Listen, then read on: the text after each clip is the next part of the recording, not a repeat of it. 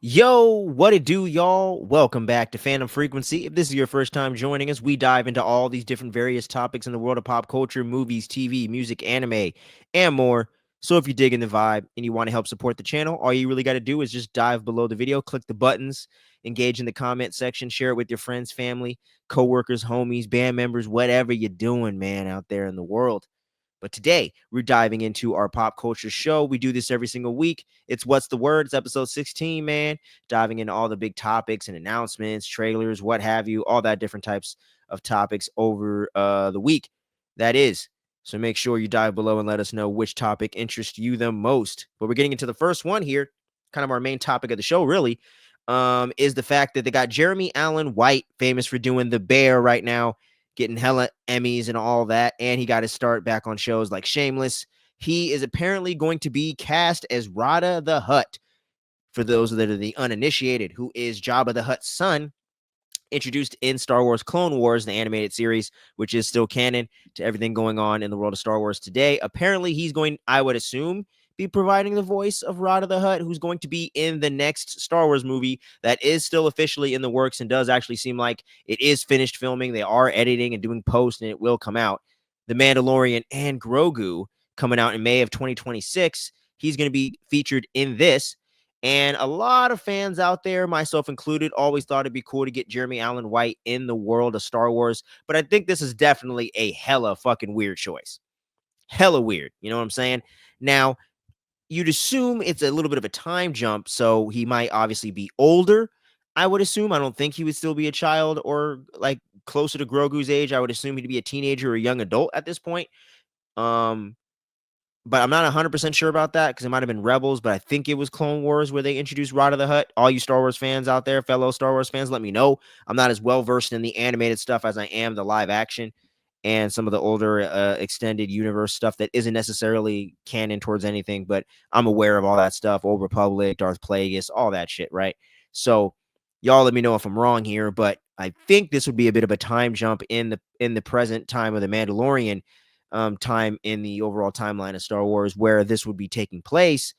So it is very interesting, and I heard that there was a rumor also going around on like the Christian Harloff show. I think Jeff Snyder from the Insider and different publications and film journalism and all that. I think they've been reporting as well that apparently that some of the one aspect of the plot is that Mando is going to be getting hired with Grogu in tow to go pick up someone or retrieve someone that's been kidnapped. Maybe it's Rod the Hut, right? Now, in the present timeline, also his pops is dead. We did see a Hut in the Book of Boba Fett, so it is very interesting to see what other Huts are out there because it is like a whole crime Corleone-esque crime family organization going on in the galaxy of Star Wars. So that could be very interesting, seeing how this all ties into the underworld elements that the Mandalorian does cross paths with quite often in the past 3 seasons of the television show so far. And I myself, like many other Star Wars fans out there and casual just entertainment fans in general, I was a bit disappointed by the third season of Mandalorian. I thought it was definitely very unfocused. Had a pretty strong conclusion to it, but not nearly as strong as the previous 2 seasons. And the overall flow of the season definitely did not feel as well crafted as the first 2 seasons. But there were still some really awesome action scenes, some cool character development moments for Mando and Grogu alike, and getting to see I'm forgetting the guy's Giancarlo Esposito's character's name. I don't know why right now, but seeing where things are going to tie up with him, I'm interested to see where things can go there. But thought that it wasn't necessarily as handled as well in that third season. But getting to dive into the Mandalorian's kind of a clan, if you will, of the Mandalorians that he's associated with, him getting his redemption and getting back in the good graces of it and all that was pretty cool. And I'm still a fan of the show. It's still probably my second favorite show, right behind Andor, just because that first season was so incredible. But honestly, if it wasn't really for that, and depending on if season 2 sticks to landing or not, which I think it will, I still think that Mandalorian, only because it had a little bit of a weaker third season, falls into my number 2 spot for Star Wars live action shows. Otherwise, before Andor came out, it was far and away my favorite. It's one of my favorite things in modern Star Wars, though. Still, just because one season was a little bit weak out of 3, 2 out of 3 is not bad, y'all. That's still more good than bad than negative. So I haven't completely written off this show.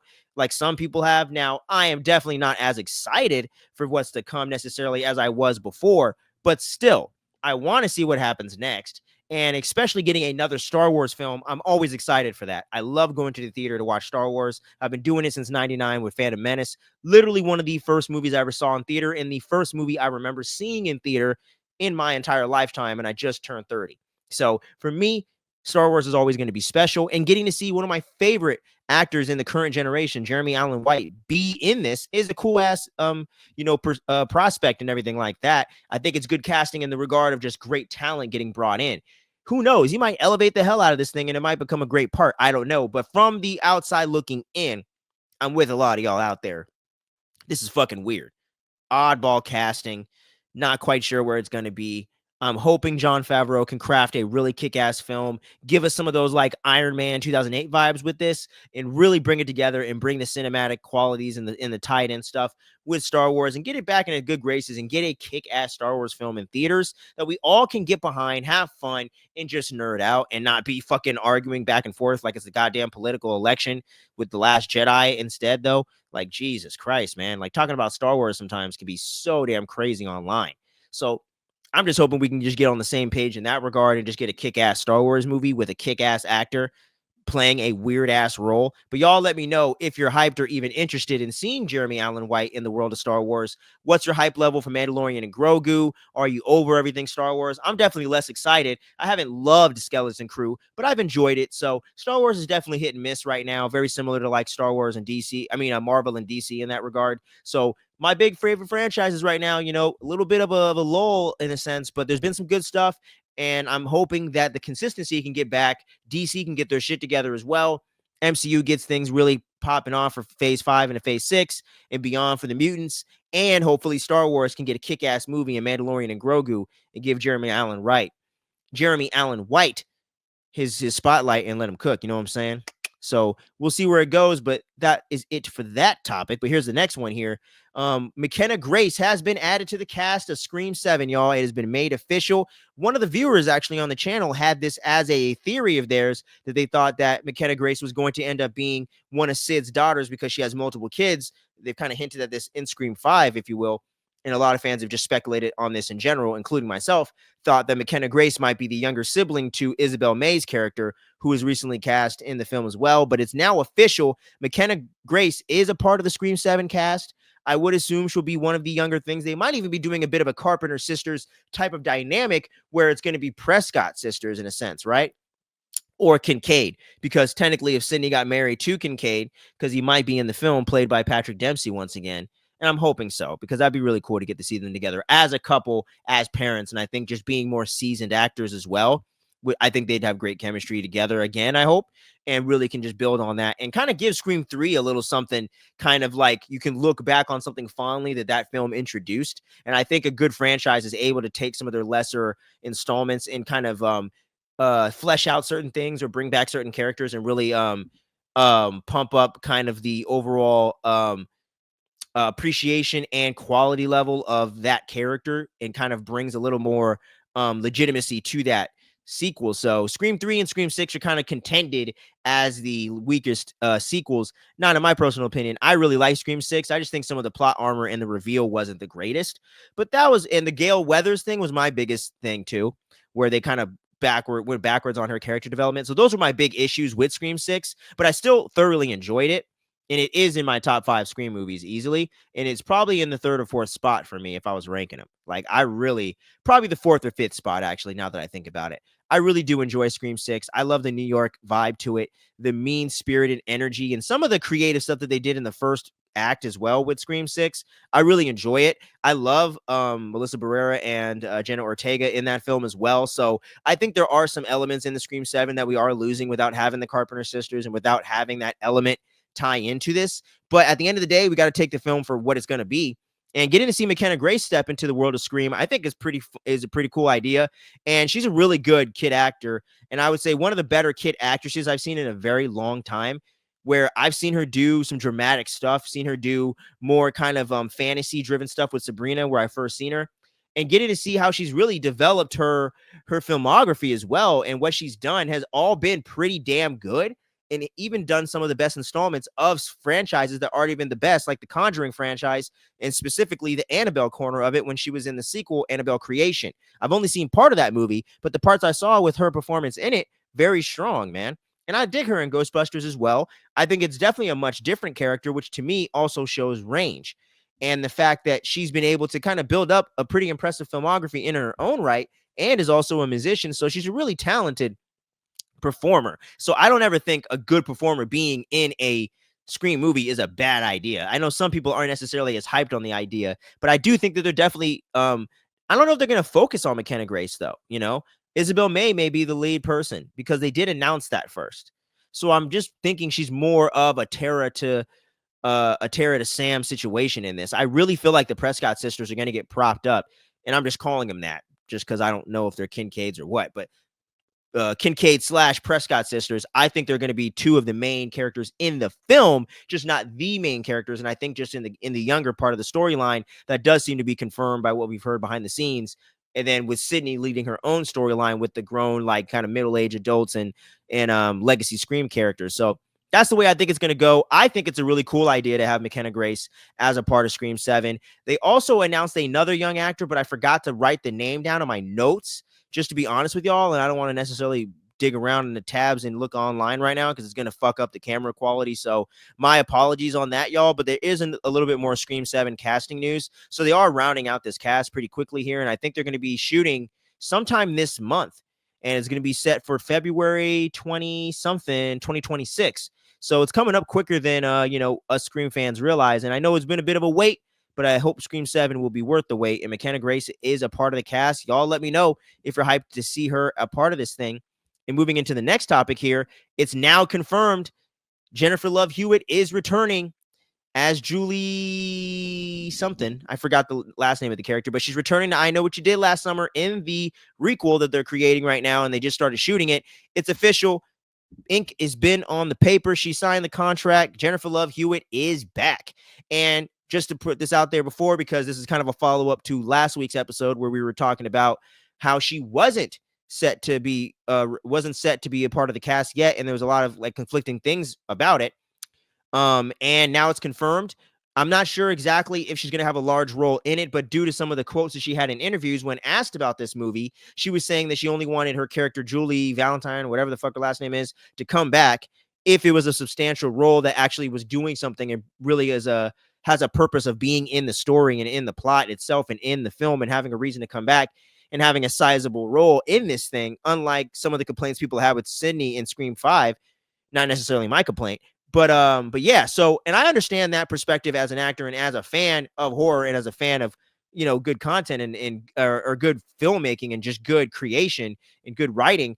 I really personally think that that's what you should do if you're going to bring back legacy characters. Make them be a part of the plot where they're not taking the spotlight away from characters that can carry this on, but they have a substantial and an actual reason of being there that actually elevates or enhances the story. And without them being there, you're missing something.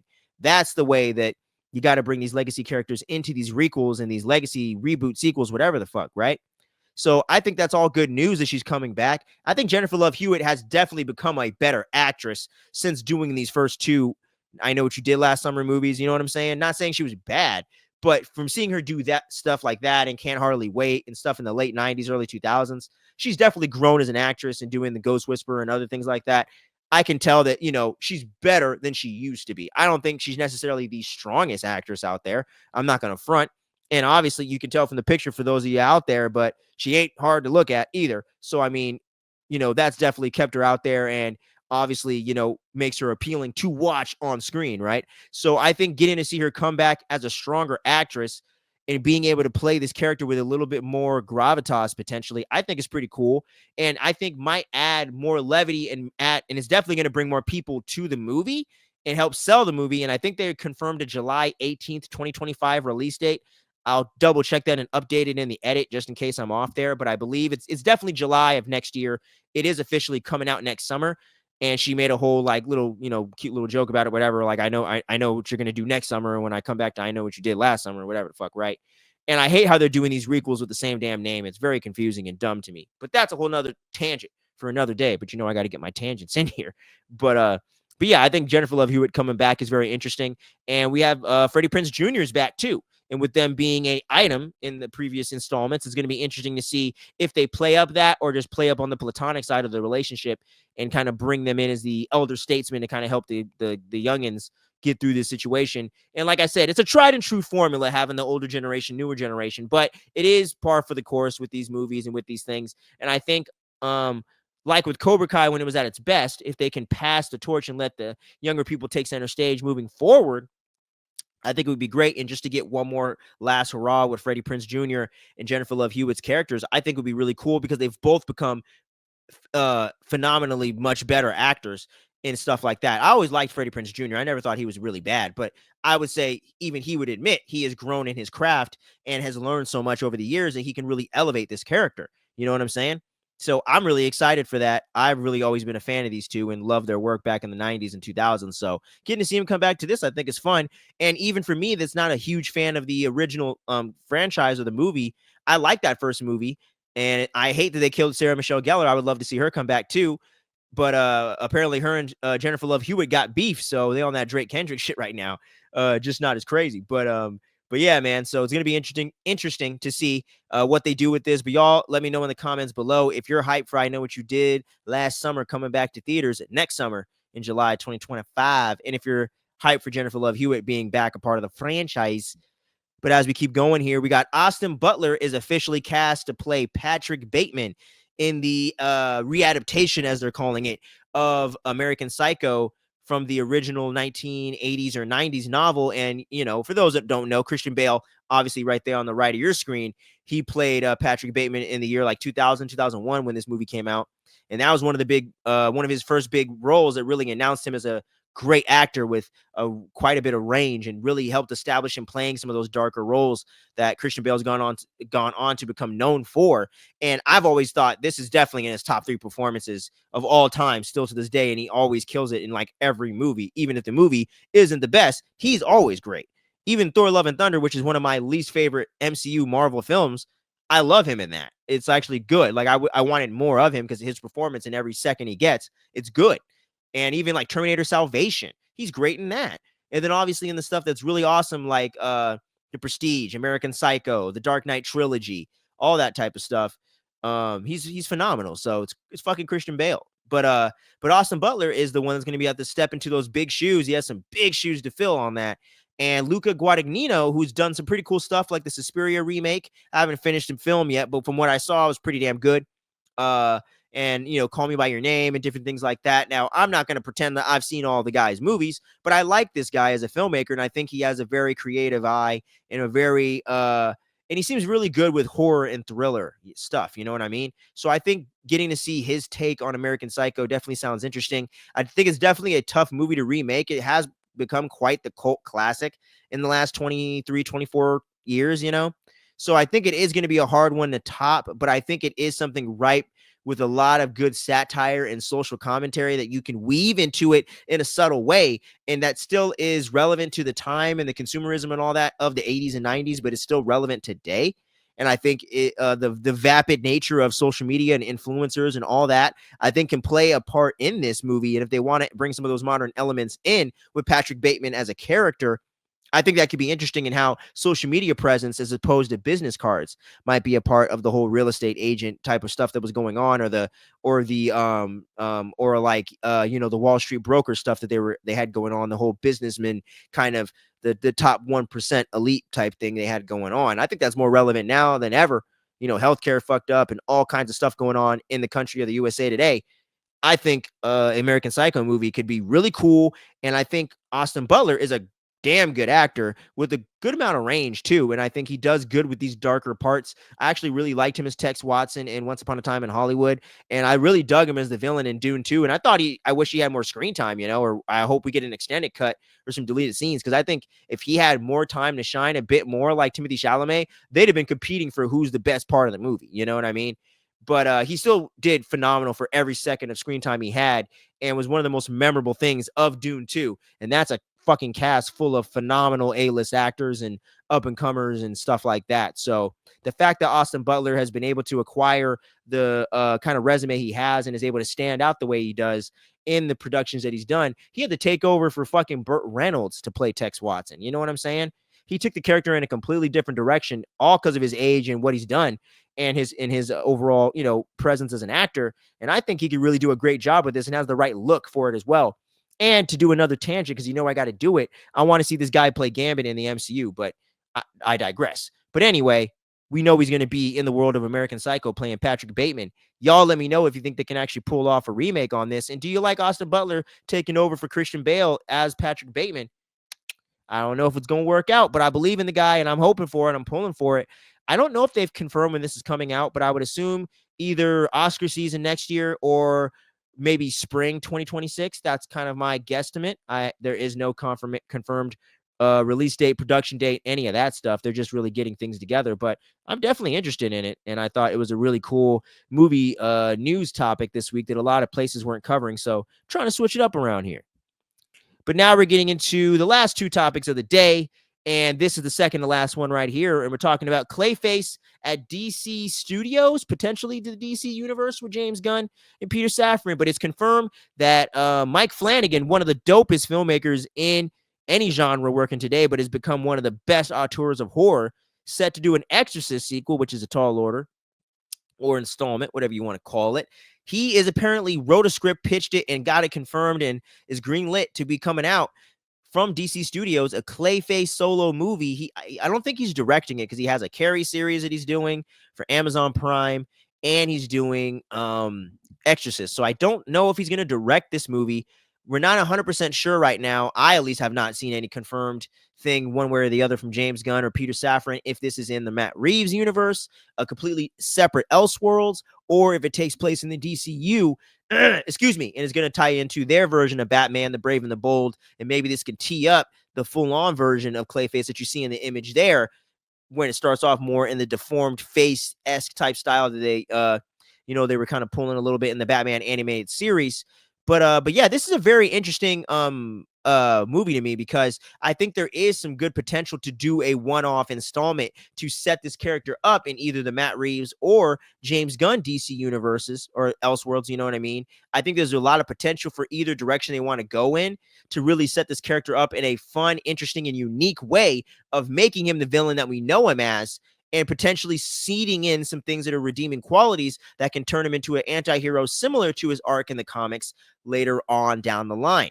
And with James Gunn being the person at the forefront, dealing with a lot of characters that are very odd out there and dealing with, a lot of CG heavy type of characters, I think could work really well in the DCU. And I think James Gunn being a guiding hand in that, along with Mike Flanagan, who can write and craft really cool stories, and even the stuff that he's done that I don't love, I respect it and I can see the quality there. You know what I mean? So I think Mike Flanagan is a very strong choice to do something like this, a horror tragedy type of take on the character of Clayface. I think is really cool. And if they want to bring that over to the DCU, that to me opens up infinitely more creative possibilities in a sense, in a place that needs it in the more mainstream realm of DC, because Matt Reeves is really cooking over there with his Seven kind of David Fincher, Chris Nolan, Saw type of mix that we got with the Batman and what he's doing in that darker corner of the universe, even extending that out with Penguin with Laura LaFranc running that show, and the way they were able to develop that and bring it even further and elevate what they already did with the first Batman film and that side of the DC Elseworlds. I think there's so much potential if they want to go that route too, because the horror thriller tragedy vibes goes right along with a lot of themes and the vibes that are going on with the Batman and the Penguin. So to me, this makes all the sense in the world to do. And I'm not like the biggest Clayface fan out there. He's not one of my main favorite Batman villains, but I think he has a ton of potential as a character. It makes more sense than a goddamn Morbius movie or a goddamn Madam Web movie. You know what I mean? Sony, maybe you should take some notes and pump your brakes. And that's another thing I'm going to throw in here without a graphic. Apparently, Sony is not going to be making any more of these villain spinoffs. And thank God, because there's no goddamn Spider-Man in them. They're not really good quality. They haven't been making any money. Pump the brakes. Make another version of Spider-Man, Miles Morales, Silk, whatever you want to do, Spider-Woman even, and then do that. Do some shit that makes sense, and then dive in. Do Spider-Gwen the movie with Haley fucking. With oh my gosh, what is that girl's name? Uh, she plays Kate Bishop. You guys know who I'm talking about. But yeah, get her in there. The one that plays Spider-Gwen. But you know what I'm saying. And there's no casting information either for Clayface or anything like that. And I haven't heard any confirmation about the Sony thing from Sony themselves yet, unless there's some article out there that does state that. I haven't seen it yet. But overall, thank God Sony's not making any more Spider-Man movies. And thank God the DC is doubling down on more villain movies. That makes sense because I'm really digging the idea of a Mike Flanagan written and possibly directed Clayface movie for DC. Y'all let me know if you want to see a Clayface movie solo or you prefer they just did him with Batman and cut through the bullshit. But hey, I'm open to it. I like the idea, but you guys gotta let me know, all you peeps out there, if you're digging it or not. But here's the final story of the day, and this one was just a really quick update. I had to get in here in the graphics right before I shot this thing. Haley Atwell is also being rumored to come back, but Chris Evans is confirmed to be coming back in Avengers Doomsday as their two respective characters that we know him as, Steve Rogers and Peggy Carter, respectfully. But the twist is apparently Chris Evans is going to be coming back as Nomad, kind of something that was alluded to and we kind of saw in Infinity War, as you see from the picture right there, but never was fully confirmed to be Nomad or called Nomad. I think this version could potentially be coming from the Tony Stark universe in Doomsday, or his part of his universe from the multiverse or whatever, and that might be what's going on there. In Captain America, some people are speculating he might be an evil version or something like that. I don't think so. I think they'd go the Captain Hydra route if you're going to do that, which who knows, maybe they are. But I think getting to see a more grizzled Nomad-esque type Steve Rogers Captain America, I think could be really cool. Seeing something that we saw similar to how he was disillusioned with the government, but going even further with it and really just completely disowning that title of Captain America. And maybe they're not being even a Captain America in his universe. You know what I'm saying? So I think that's really infinitely interesting. And Chris Evans coming back to me just makes sense. And I already speculated that. And plus, he already came back to the MCU as Johnny Storm in goddamn Deadpool and Wolverine 4 or 5 months ago. So I don't know why people were so shocked by this news, but it's definitely something you got to discuss and talk about. I understand that. And getting it confirmed that he's in Doomsday, not necessarily Secret Wars, but he could be in both. But just that distinction of the announcement, I think, is the only real interesting element besides the Nomad thing that we didn't quite know. But like I said, him coming back makes all the sense in the world to me. Also, a lot of people are saying that they're pulling on the nostalgia card and just pulling that card out of the Uno deck every chance they get right now. And with Haley Atwell coming back as Peggy Carter, and with Robert Downey Jr. coming back as a completely different character, supposedly as Victor Von Doom, I understand that sentiment, and I don't think it's completely off. But I also think there are really legit story things they can do, the Russo brothers and whichever writer from the previous, whichever writer they kept from Infinity War, Endgame, and Winter Soldier, and what have you, and all the Captain America films, with that team being the ones that have worked with these actors and kind of made help deliver their best performances and done the best stuff with those characters in the MCU, to me gives me a lot of confidence in them that if they're given their time to cook and aren't getting fucked with and tinkered with and having to answer to a committee to write the story, but doing it like the MCU did it in the glory days and really creating a great story, and then going to Kevin Feige and making sure that everything intricately fits in with what they want to do moving forward and what they've set up. That's all I'm saying. But just let people make a story that is cohesive with what you're doing and building off of what you've done and working in tandem that way, like they used to do, not going to this committee to try to figure out what's going to make them the biggest bucks and what metric they can hit and what other thing they can try to do. They need to get back to that old school phases 1 through 3 filmmaking style that they used to do, where it was about creating the story and crafting it and developing it with Kevin Feige and them just working with the filmmaker in order to make everything cohesively fit together, not tinkering with it and hoping that it's going to work in post. Figure all that shit out before you shoot the movie and only fix whatever you couldn't execute at its upteenth form beforehand. So I think that a lot of this makes sense. Getting to see Haley Atwell come back, I think, is also a lot of fun and isn't something we all speculated on. So I think could add a lot of stuff, especially if she's with Steve Rogers in this alternate timeline. That could be interesting too. She could be a Captain Carter. I just saw in the report it was Peggy Carter, not necessarily Captain Carter, but they could redeem that and bring her in and have two different versions of Captain America that in a sense that are also love interest to each other from different worlds or the same world. That could be hella interesting too. So, and it's freaking Haley Atwell. She's awesome. So I'm super down to see her and Chris Evans return to the MCU. I think it's a great idea. And as long as the story is there to back it up, I think it's a win-win. You know what I'm saying? But y'all let me know if you're excited to see Chris Evans return in any capacity in the MCU past the point that he just did as Johnny Storm. And who the hell knows? Maybe this rumor's wrong and he's back as Johnny Storm. We have no idea. Anything can happen. And are you excited or interested at all to see Haley Atwell come back as either Captain Carter or Peggy Carter? Y'all got to let me know which of these topics interest you the most, man. But that's pretty much it today for the show of the 16th episode of What's the Word. You know what I mean? We're probably going to have another couple episodes, I think, before the end of the year, these pop culture topics, depending on how many announcements are made before the end of the year. And, I got my top 10 movies, there might be a top 10 TV shows, but I might just do a top 5, and I'm doing my top 10 horror movies of the year to end it out. So be looking forward to that around the week of Christmas leading into New Year's. And then we're going to be counting down all of our top most anticipated movies, TV shows, and might even do a horror movie list. We'll see.